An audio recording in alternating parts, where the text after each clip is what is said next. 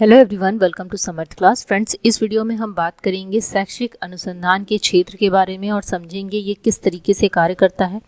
साथ ही समझेंगे शैक्षिक अनुसंधान के प्रकार।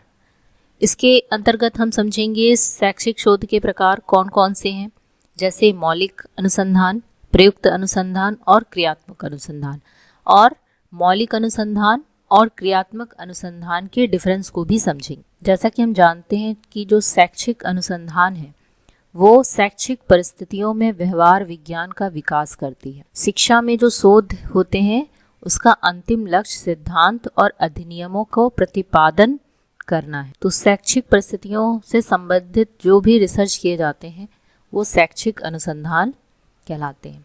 इसके अंतर्गत शिक्षा दर्शन, शिक्षा मनोविज्ञान, शिक्षा का इतिहास, शैक्षिक समस्याएं, शैक्षिक समाजशास्त्र, मार्गदर्शन और परामर्श, शिक्षक शिक्षा शैक्षिक व्यवहार, इसके अलावा पाठ्य पुस्तकें, शिक्षण विधियां, तुलनात्मक शिक्षा, शिक्षा का अर्थशास्त्र, शिक्षण तकनीकी और शैक्षिक प्रशासन शामिल है। शिक्षा का जो क्षेत्र है वह बहुत ही व्यापक है और ये सभी एक दूसरे से आपस में संबंधित भी हैं। शिक्षा में पाठ्य वस्तु, विधियां, प्रणालियां, सर्वेक्षण, प्रबंधन, ज्ञान का भंडारण, ये सभी चीज़ों को शामिल किया गया है। जबकि क्लासरूम में कैरिकुलम, टीचिंग टेक्निक्स और क्लासरूम टीचिंग और डिस्कशन को रखा गया है। इसके अलावा भी बहुत सी ऐसी समस्याएं हैं या ऐसी चीज़ें हैं जिनमें हमें रिसर्च करने की आवश्यकता है कि कैसे एक शिक्षक अपनी टीचिंग को प्रभावशाली बनाए, इफेक्टिव बनाए। तो इसके लिए हमें एजुकेशन में रिसर्च करना आवश्यक है। शिक्षा मनोविज्ञान, शिक्षा मनोविज्ञान का अनुसंधान में विशेष महत्व है। इससे क्या होगा, स्टूडेंट्स की जो एबिलिटी है, जो इंटरेस्ट है, जो वो सोचते हैं, उनमें आपस में संबंधित करके और अच्छे से सुधार किया जाए, ताकि जैसा कि जानते हैं कि शिक्षा में क्या होता है, सदैव सुधार किया जाता है। एक ये सुधारात्मक प्रक्रिया भी है। तो सुधार कैसे होगा, वो मनोविज्ञान के सिद्धांतों और नियमों के उपयोग से ही संभव हो पाएगा। बालक की बोधगम्यता क्या है, अभिक्षमता, क्रिएटिविटी, अभिवृत्ति, इंटरेस्ट, पर्सनैलिटी, उनकी नीड क्या है, सोशल और कल्चरल जो कंपोनेंट हैं उनमें किस तरीके से ये संबंधित हैं, जो कि बालक की शिक्षा और विकास में प्रभाव भी डालते हैं। ये सभी कारक पर्याप्त अनुसंधान और क्षमता भी रखते हैं।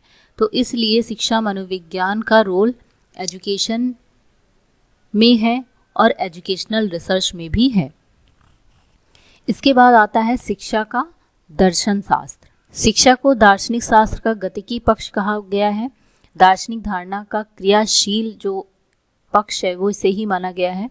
जब तक इसकी दर्शन प्रणाली नहीं आधारित होगी और उसके सिद्धांत भी नहीं सम्मिलित किए जाएंगे। जो शिक्षा के जो उद्देश्य होते हैं वो दर्शन उसको रास्ता बताती है। तो ये दोनों ही एक दूसरे से संबंधित होते हैं और एक ही सिक्के के दो पहलू हैं। जैसे शिक्षा दर्शन शास्त्र पर आधारित है तो दर्शन शास्त्र शिक्षा पर भी आधारित है। इसके बाद आता है आपका शिक्षा का अर्थशास्त्र। शिक्षा की मात्रा, उसकी गुणवत्ता बढ़ाने के लिए अर्थशास्त्र का बहुत बड़ा योगदान है। देश की आर्थिक नीतियों पर ही शिक्षा का प्रारूप और विकास निर्भर होता है। दूसरी तरफ देश की जो सामाजिक और आर्थिक उन्नति में शिक्षा संबंधी जो भी भूमिका है वो सभी शिक्षा का अर्थशास्त्र के अंतर्गत आता है। इसके बाद आता है आपका तुलनात्मक शिक्षा। शिक्षा के विकास के लिए तुलनात्मक अध्ययन बहुत आवश्यक। सामाजिक सांस्कृतिक आधार पर किस तरीके से एक दूसरे से संबंधित हैं, कौन किस पे कितना प्रभाव डाल रहा है, पाठ्यचर्या का विकास कैसे किया जाए, कैसे उसका पुनर्गठन किया जाए, जो कठिनाइयां हैं उन सभी में तुलनात्मक अध्ययन बहुत ज़रूरी है। तो तुलनात्मक शिक्षा के लिए भी एजुकेशनल रिसर्च कार्य करती है। इसके बाद आपका आता है मार्गदर्शन और परामर्श। मार्गदर्शन और परामर्श तभी अच्छे से हो पाएगा जब शिक्षा पद्धति स्कूली और व्यावसायिक शिक्षा में भी कठिनाइयाँ या फिर व्यावसायिक समायोजन, सामाजिक धार्मिक विश्वास का प्रभाव, इन सभी में भी अध्ययन किया जाएगा। अगर इन सभी में अध्ययन करके उसका निष्कर्ष निकाला जाता है तो हम मार्गदर्शन और परामर्श दोनों ही अच्छे से कर पाएंगे। इसके बाद आपका आता है शिक्षण तकनीक। अब शिक्षण तकनीकी लर्निंग प्रोसेस को इजी बनाती है और सिस्टमैटिक बनाती है। जो शिक्षण तकनीकी है वो अधिगम के मनोविज्ञान का एक क्रियात्मक शिक्षण युक्तियों का उपयोग करना बताती है। इन युक्तियों के अंतर्गत टेप रिकॉर्डर, शिक्षण मशीनें, टेलीविजन, प्रोजेक्टर, कंप्यूटर, इन सब को भी सम्मिलित करती है। तो शिक्षण तकनीकी के अंतर्गत किस तरीके से टीचिंग लर्निंग प्रोसेस को इफेक्टिव बनाया जाए ऑडियो विजुअल एड्स के थ्रू, तो ये रिसर्च के अंतर्गत ही आता है। इसके बाद शिक्षक, शिक्षा एवं शैक्षिक व्यवहार। तो जो शिक्षा के उद्देश्य हैं, पाठ्यक्रम, शिक्षा प्रणाली, जो उपलब्धियां हैं, वो शैक्षिक व्यवहार शिक्षा में गुणात्मक सुधार हेतु अत्यंत आवश्यक होते हैं। इसके लिए शिक्षक की शैक्षिक योग्यता, व्यक्तिगत गुण, शिक्षण विधियां, व्यवहारिक प्रतिमान, शिक्षा के जो भी स्तर हैं, उन सभी को अगर एक मत नहीं होगा तो टीचिंग लर्निंग प्रोसेस उतनी अच्छे से नहीं होगी। इन सभी विभिन्नताओं को दूर करने के लिए भी इस पे रिसर्च किया जाता है और उस पे एक कंप्लीट स्टडी के बाद निष्कर्ष निकाला जाता है। नेक्स्ट अगर हम बात करें शैक्षिक अनुसंधान के प्रकार की, तो ये 3 प्रकार के हैं। इन्हें शोधकर्ता के उद्देश्य के अनुसार 3 भागों में विभाजित किया गया है। पहला है मौलिक अनुसंधान, दूसरा है प्रयुक्त अनुसंधान और तीसरा है क्रियात्मक अनुसंधान। मौलिक अनुसंधान, जिसको कि हम मूलभूत अनुसंधान भी कहते हैं, ये एक ऐसा शोध है जिसमें शोधकर्ता का उद्देश्य किसी क्षेत्र में सिद्धांत विकसित करना होता है। यहाँ पे वो इस बात की चिंता नहीं करता कि उसके द्वारा प्राप्त निष्कर्ष किसी क्षेत्र की व्यवहारिक समस्या के समाधान में कोई सहायता मिलेगी या फिर नहीं। इसके लिए शोधकर्ता व्यक्तियों का चयन निष्पक्ष भाव से करता है और उसके व्यवहारों का अध्ययन कर एक निश्चित सामान्यीकरण भी करता है। तो ये जो मौलिक अनुसंधान है वो ज्ञान के लिए ज्ञान का उपागम है। ये नवीन ज्ञान, तथ्य और सिद्धांत नियमों की खोज करता है। ये नियंत्रित परिस्थितियों में संपन्न किए जाते हैं और सिद्धांतों का इनमें सामान्यीकरण किया जाता है। उपयोगिता की अपेक्षा सैद्धांतिक सिद्धांतों पर बल दिया जाता है। तो ये मौलिक अनुसंधान है। इसके अलावा इसकी कुछ और भी विशेषताएं हैं, जैसे तथ्यों की स्थिति बताने में सहायता करता है ये, या कोई त्वरित समाधान प्रस्तुत नहीं करता, या किसी समस्या के उचित निष्कर्ष पर पहुंचने में भी सहायता करता है। ये ज्ञान में वृद्धि करता है। ये पहले से जो उपस्थित मूलभूत सिद्धांतों के बारे में हमारी जानकारियों को बढ़ाता है। ये वर्णनात्मक, व्याख्यात्मक या गवेषणात्मक प्रकार के हो सकते हैं। इसका किसी नई खोज या आविष्कार में योगदान नहीं होता। तो ये है मौलिक अनुसंधान।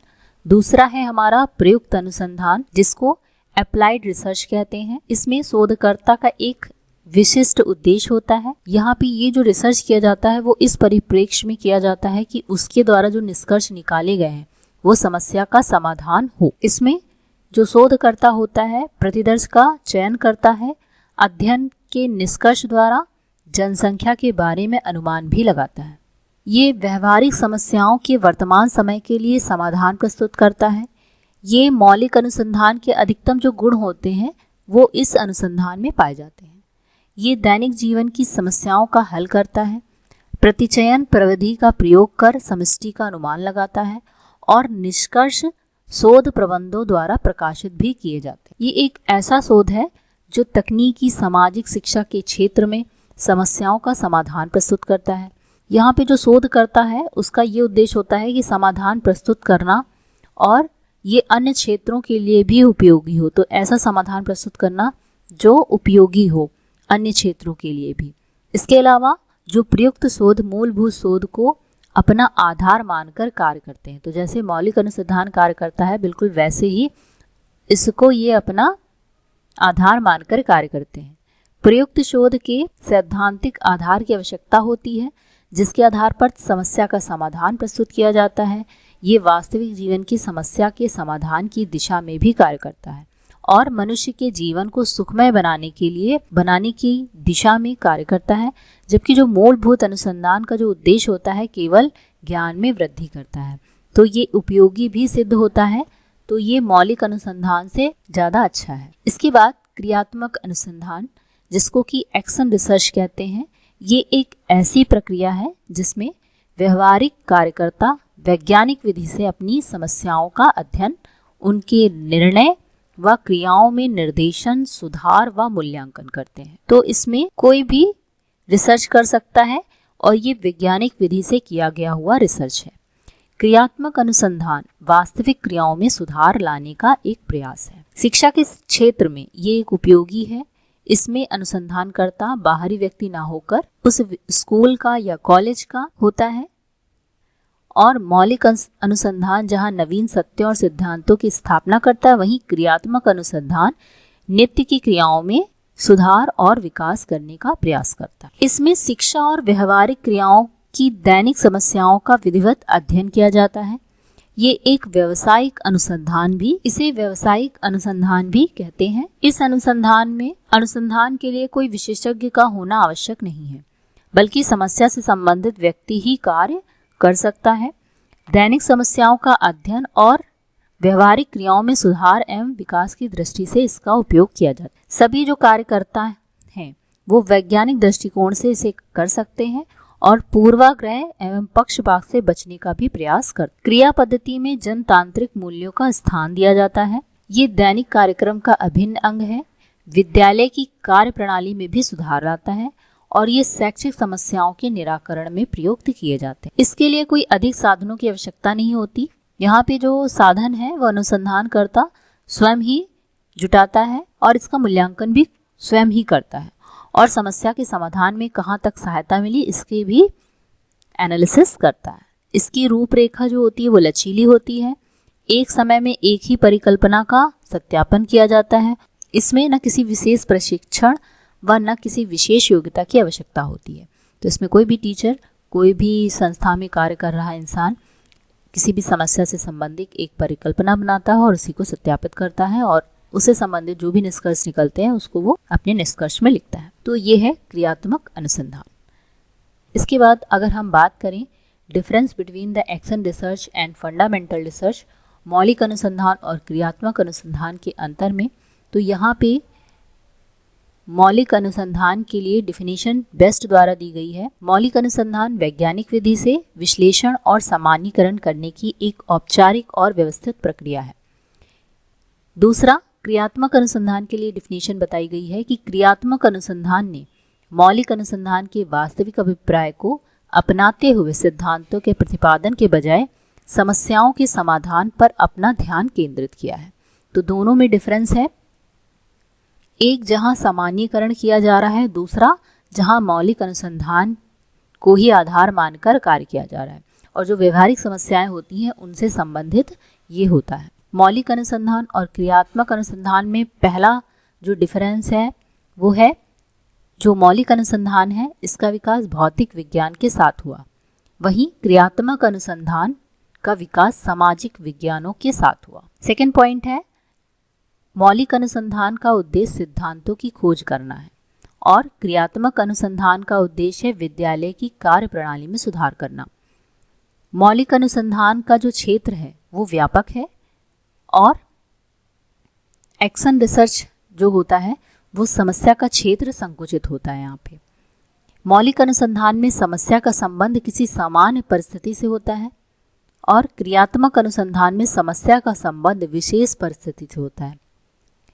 मौलिक अनुसंधान के अंतर्गत प्रशिक्षण की आवश्यकता होती है, लेकिन क्रियात्मक अनुसंधान में प्रशिक्षण की आवश्यकता नहीं होती। इसमें कोई भी रिसर्च कर सकता है।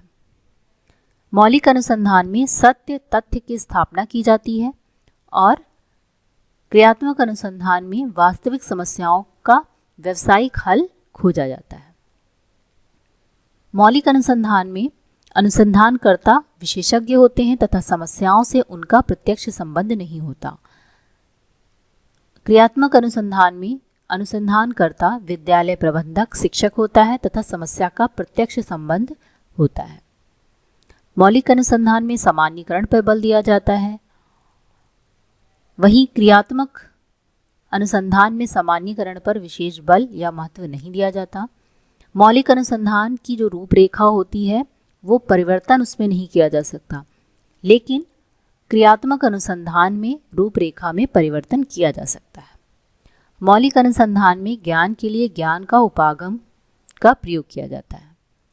क्रियात्मक अनुसंधान में सैद्धांतिक ज्ञान के आधार पर व्यवहारिक समस्याओं का समाधान किया जाता है। नेक्स्ट पॉइंट है, मौलिक अनुसंधान के आधार पर कोई भी बाहरी विशेषज्ञ मूल्यांकन कर सकते हैं, लेकिन क्रियात्मक अनुसंधान में शिक्षक सफलता का स्वयं मूल्यांकन करता है। शिक्षक सफलता का स्वयं मूल्यांकन करता है, यहाँ पे बाहरी कोई व्यक्ति मूल्यांकन नहीं करता।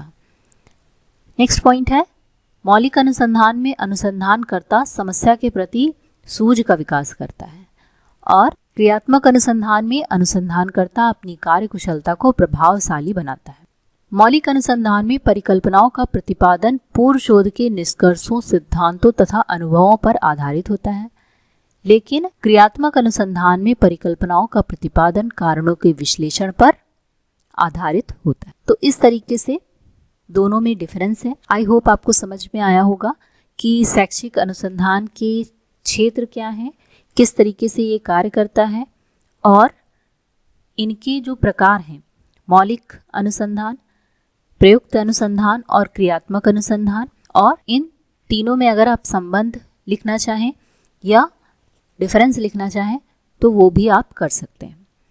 तो वीडियो पसंद आए तो उसे लाइक, शेयर और चैनल को सब्सक्राइब करना बिल्कुल भी मत भूलिएगा। Thank you so much. मिलते हैं नेक्स्ट वीडियो में।